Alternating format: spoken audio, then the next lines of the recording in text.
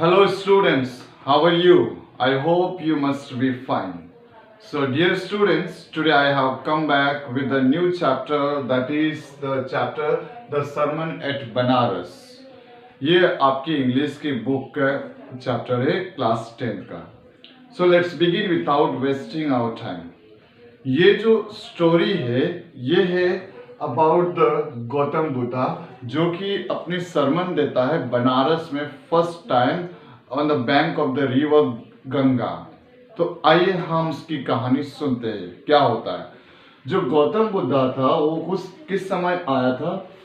563 BC से लेकर 483 BC तक के बीच में था. क्लियर. जब गौतम बुद्धा का बोर्न हुआ था, पहले उसके बारे में जानते हैं कि क्या है.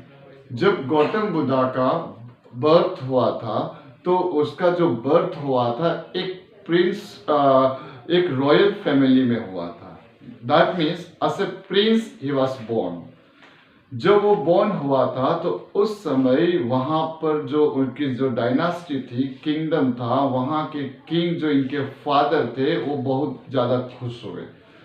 जब उनकी खुशी इतनी ज़्यादा थी कि वहाँ के लोगों को उन्होंने बुलाया और ज्योतिषी जो होते थे उस समय वो भविष्यवाणी करने वाले उनको भी बुलाया. जब वे लोग वहाँ आए तो यहाँ पर उन्होंने इसके बारे में ये भविष्यवाणी की कि इन फ्यूचर हो सकता है कि जो गौतम बुद्धा है या तो वो मंक बनेगा या तो वो किंग रहेगा. There was two diversion. अब क्या होता है, जब किंग इनके जो फादर थे उन्होंने सोचा कि यार मेरा जो सन है वो क्या होगा, एक किंग एक मंक बनेगा, ये कैसा होगा.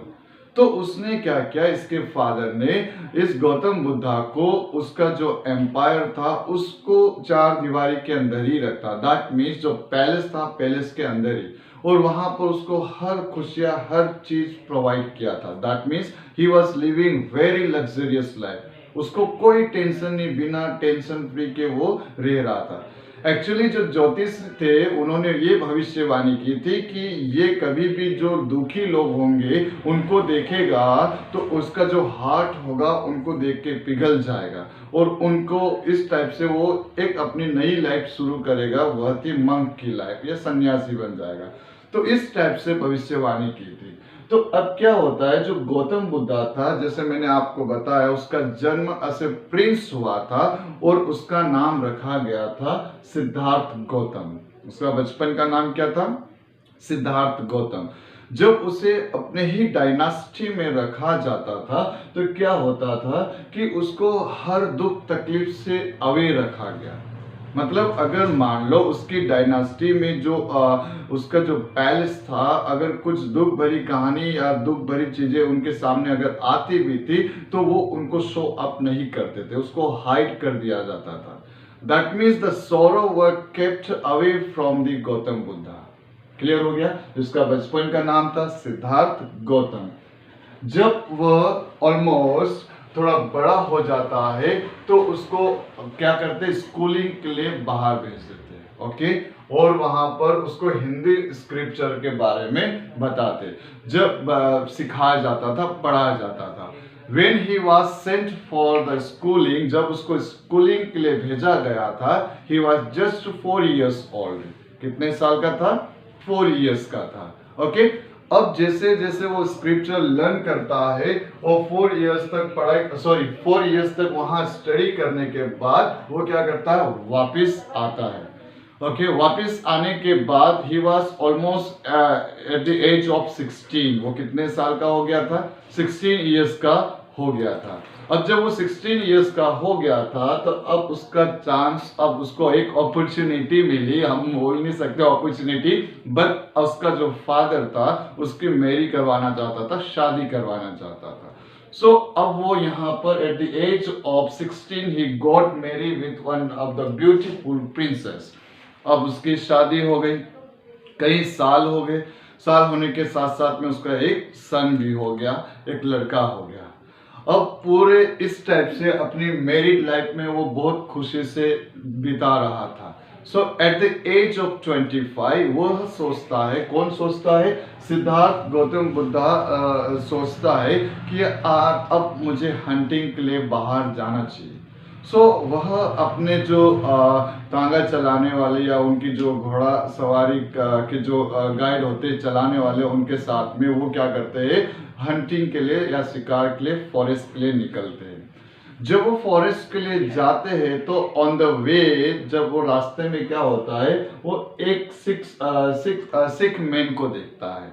ओके, सिख मैन मतलब क्या होता है आपको जानते होंगे, एक बीमार व्यक्ति। Okay, so as he was going, जब वो जा रहा था तो उस सिख मैन को देखता है, तो उसको समझ में नहीं आया कि एक इंसान ऐसा क्यों पड़ा हुआ है।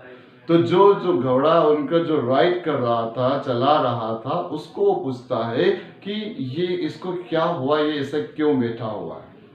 तो जो उसका जो ये क्या बोलते हैं, घोड़ा जो राइड करने वाला था, वह कहता है कि मुझे आपको बाहर की चीजों के बारे में बताने की परमिशन किंग ने नहीं दी। लेकिन सिद्धार्थ गौतम बुद्धा उनसे कहता है कि मैं ऑर्डर दे रहा हूं, मेरी बात सुनो और मुझे बताओ कि इसको हुआ क्या है।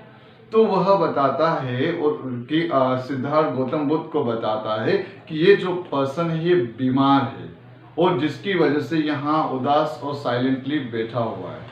तो इस टाइप से उसको बीमारी के बारे में कुछ बताता है और ये सिद्धार्थ गौतम बुद्ध इसके बारे में सुनता है। अब ये वहां से धीरे धीरे जब आगे की ओर बढ़ रहे होते, जंगल की ओर जा रहे होते शिकार या हंटिंग के लिए, फिर रास्ते में उसे एक ओल्ड मैन मिलता है। जो ओल्ड मैन था थोड़ा सा अपनी बॉडी को झुका के और लकड़ी के सहारे वॉक कर रहा था। जब वो लकड़ी के सहारे आगे चल रहा था तो गौतम बुद्ध उसको देखते हैं और फिर सोचते हैं कि ये इंसान सीधे चलना चाहिए, why he is bending and walking, bend करके क्यों चल रहा है।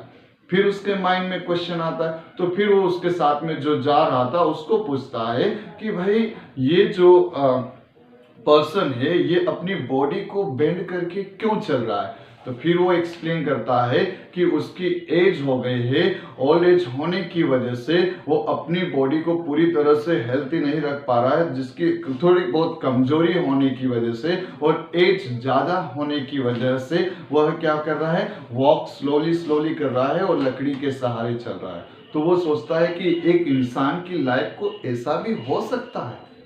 फिर वह आगे बढ़ता है तो देखता है कि फ्यूनरल प्रोसेसन चल रहा था। ओके, फ्यूनरल प्रोसेसन मतलब 4 जन होते हैं जो अर्थी को, डेड बॉडी को अपने कंधे पे रख के चल जाते हैं, तो उसको बोलते हैं फ्यूनरल प्रोसेसन। तो अब क्या होता है, तो यहाँ पर फिर वो जो उनके जो राइड कर रहे थे और सवारी को कर आगे बढ़ा रहे थे, तो उनसे पूछता है कि ये एक इंसान को लेटा के अपने कंधों पे रख के क्यों ले जा रहे हैं। अब इसको तो कुछ भी नहीं पता था, क्योंकि बाहरी चीजों का नॉलेज गौतम बुद्ध को बिल्कुल भी नहीं था। क्यों नहीं था? क्योंकि उसको पैलेस के अंदर ही रखा गया था, उसको बाहर की चीजों के नॉलेज उसको बिल्कुल भी नहीं पता चलता है। अब वो फ्यूनरल के बारे में पूछता है तो फिर वो उसका जो साथ में जो जा रहे थे हंटिंग के लिए, उनको जो लेकर जा रहे थे, वो रिप्लाई करता है कि ए राजन, ये जो इंसान को कैरी करके जा रहे वह डेड बॉडी है, मतलब डेड बॉडी है, जिसको एक इंसान अपने जब लाइफ को खो देता है तो उस समय इसको दफनाने के लिए या तो जलाने के लिए ले जाया जाता है। तो यहाँ पर ये लोग उसको जलाने के लिए ले जा रहे हैं क्योंकि इसकी डेथ हो गई और ये इंसान अब वापस नहीं आएगा। तो इस टाइप से अब उसको पता चला कि भाई लाइफ होती क्या है, जिसमें ओल्ड मैन है, सब कोई है। फिर अब क्या होता है, जैसे जैसे वो आगे की ओर जाते हैं तो देखता है कि एक मंक है, वो बेगिंग कर रहा था अपने घर अपने जो आश्रम होता है उसको चलाने के लिए कुछ पैसे इधर उधर कलेक्ट कर रहा था। उसको देख के पूछता है कि ये मंक, ये इंसान कौन है। तो ये बोलता है कि ये एक मंक है जो अपने हर चीज को त्याग करके अपनी लाइफ चला रहा है। तो इस टाइप से क्या होता है, हर ये स्टोरी चल रही थी गौतम बुद्ध की। Everything was successfully going on. अब ये जब वो ये सब चीजें देखता है तो ही वाज लिटिल बिट कंफ्यूज। उसकी लाइफ थोड़ी सी मिजरेबल हो गई थी कि एक इंसान के साथ में ऐसी चीजें होती है। तो वो बहुत ज्यादा डिप्रेशन में चले गए, बहुत ज्यादा सोच में चले गए, उसके ऊपर थिंक करने लगे कि क्या किया जाए। अब क्या होता है, तो फिर ये जब घर आता है तो कंप्लीटली डिस्टर्ब हो गया, वो बहुत ही अंदर दुखी रहने लगे। कौन?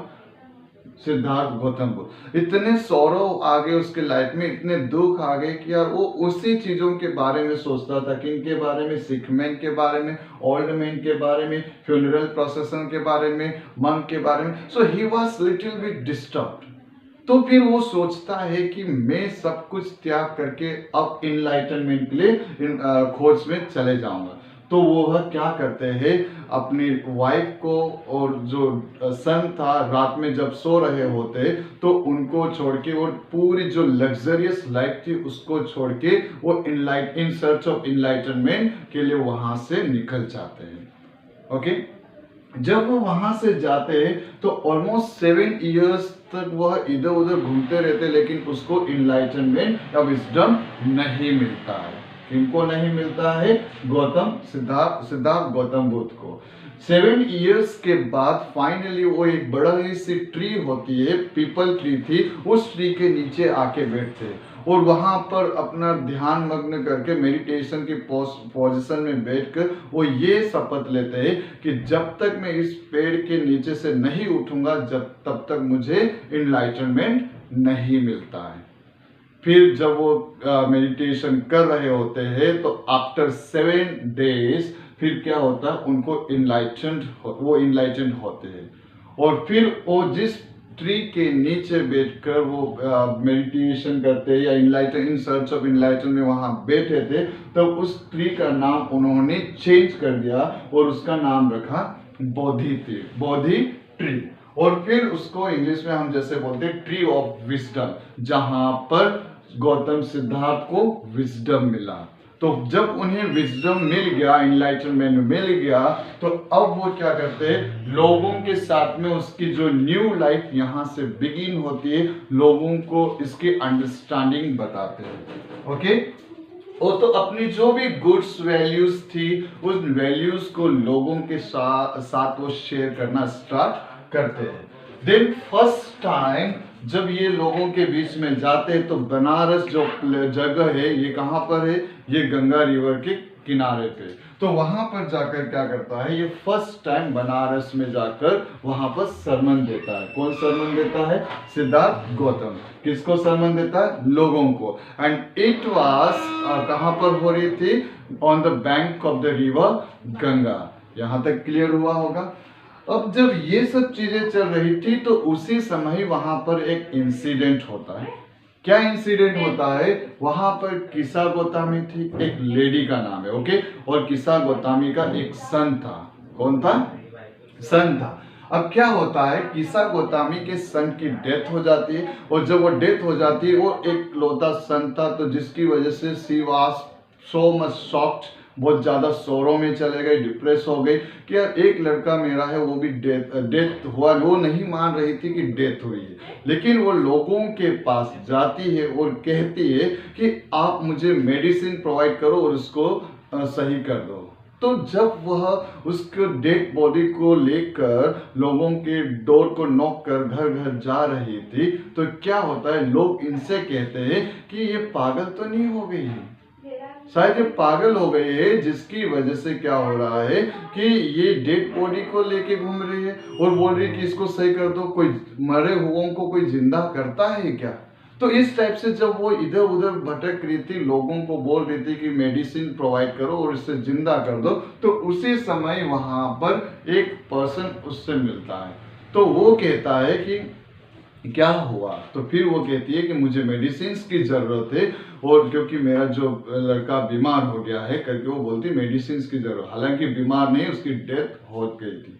अब क्या होता है यहाँ पर, फिर वो इंसान उससे कहता है कि एक काम करो, आप सख्या मुनि जाओ, वहां पर एक बुद्धा होंगे, हो सकता है वो आपके सन को क्या कर देंगे, सही कर देंगे, और he will be all right. तो वो बोलती है हाँ जल्दी बताओ उसका एड्रेस, मैं वहां जाती हूँ, उनसे मिलकर आती हूँ। तो फिर वो जाती है, तो फिर वो लॉर्ड बुद्धा जो गौतम बुद्धा थे वहां पर उनसे मुलाकात करती है। फिर उनको बोलती है कि आप मेरे इस बच्चे को सही कर दो, मेडिसिन प्रोवाइड करो। तो यहाँ पर जो गौतम बुद्ध थे वो उनसे कहते हैं कि मैं आपसे एक चीज मांगना चाहूंगा, उसके बाद में इसको अगर हो सकता है तो सही कर दूंगा। तो फिर यहाँ पर वो कहता है कि एक काम करो, ये इस गांव में जाओ और गांव में जाकर हर घर से पूछो और वहां से राई लेकर आओ। मस्टर्ड सीड्स की बात कर रहे हैं, तो एक मुट्ठी मस्टर्ड सीड्स लेके आओ। लेकिन जब आप उनके घर जाओगे और मस्टर्ड सीड्स मांगोगे तो आप एक चीज जरूर पूछना कि क्या आपके घर में आपके हस्बैंड या वाइफ या ब्रदर या सन कोई भी हो, उनकी डेथ हुई है। अगर डेथ हुई है तो वहां से आपको मस्टर्ड सीड या राई लेकर नहीं आना है।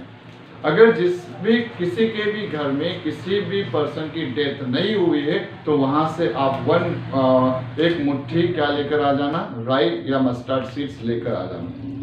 लेडी बहुत जल्दी जाती है क्योंकि उसको तो उसके बच्चे को सही करना था।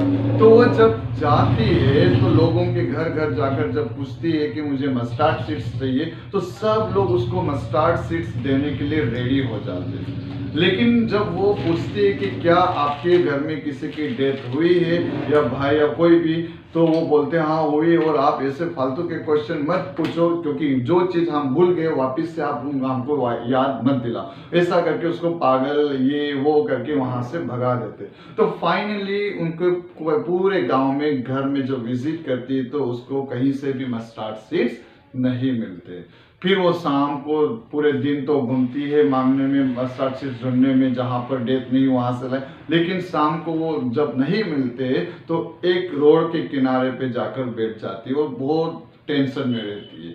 जब वो वहां शाम के समय बैठती है तो वहां जो रोड होता है वहां पर जो लाइट होती है वो जल रही होती है, फ्लिकर कर रही होती है, चालू ऑन ऑफ हो रही थी।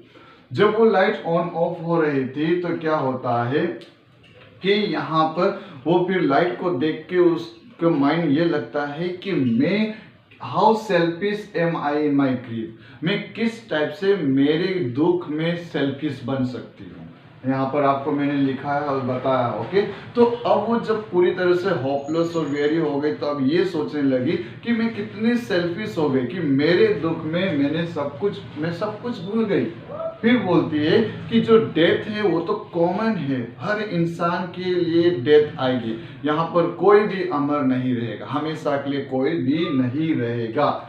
जैसे यहाँ पर फिर लॉर्ड बुद्धा सिखाते हैं कि गौतम बुद्धा कहते हैं कि कोई भी अपनी डेथ को अवॉइड नहीं कर सकता है। अगर किसी का बर्थ हुआ है, वापिस इस लेडी को भी समझा रहे कि जब किसी का बर्थ होता है तो उसकी डेथ कंपलसरी है और वो बिल्कुल मरेगा ही मरेगा, ओके। तो यहाँ पर फिर एक एग्जाम्पल देते हैं। जैसे मान लो एक पोट मेकर होता है और जब वो पोट बनाता है तो certainly after certain period of time वो पोट का भी टूटना तय है। उसी टाइप से इंसान का जब बर्थ हो रहा है तो एक न एक दिन उसकी डेथ होना भी क्या है, तय है। क्लियर हो गया।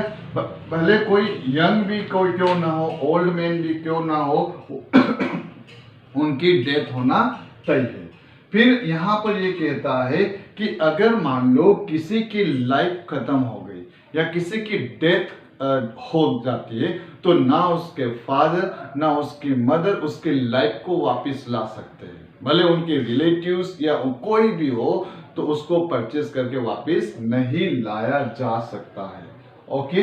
तो यहाँ पर बोल रहा है, गौतम बुद्ध से कहता है कि not from weeping not from grieving will anyone peace of mind, pain will be greater, body will suffer. तो यहाँ सिंपल लाइन है कि ना ही रोने से और ना ही हमारे दुखों से हम लोगों को शांति मिलेगी। हमारे दुख है, हमारे रोना धोना ये सब चलता रहेगा, लेकिन जब आप दुखों में आपके दुख बढ़ते जाएंगे और क्या बोलते हैं आप रोगे तो भी रोते रहोगे पूरी लाइफ, तो आपका जो माइंड है वो पीसफुल नहीं रहेगा। तो पीसफुल माइंड के लिए आपको क्या करना पड़ेगा, उसको लिए आपको ओवरकम होना पड़ेगा, उससे आपको बाहर आना पड़ेगा। तो जो चीज जो हमें पीस की जरूरत होती है, तो पीस आपको कहां से मिलेगी? जब आप अपने दुखों को पीछे छोड़ दोगे और सुख की ओर आगे बढ़ोगे। जब आप उस चीज से ओवरकम होना सीख जाओगे, तब आप अपने माइंड में पीस, आपका पीस ऑफ माइंड रहेगा, आपका माइंड बिल्कुल पीसफुली वर्क करेगा। फिर कह रहा है यहाँ गौतम बुद्ध कहता है कि अपने सौरों से बाहर आओ। जब आप अपने सौरों से बाहर आओगे तो you will B free from this sorrow, आप उस सौरों से आप फ्री हो जाओगे। एंड जब उस सौरों से फ्री हो जाओगे तो आपके माइंड में पीस रहेगी and you will be blessed by God. तो ये थी हमारी स्टोरी जो सरमन एट बनारस की। ओके, सो डियर स्टूडेंट्स, अगर आपको मेरा वीडियो पसंद आया है तो like, share and subscribe with your friend. तब तक के लिए हंसते रहो, मुस्कुराते रहो और बने रहो जीतू अवाया सर की क्लास के साथ में। Thank you and have a nice time ahead.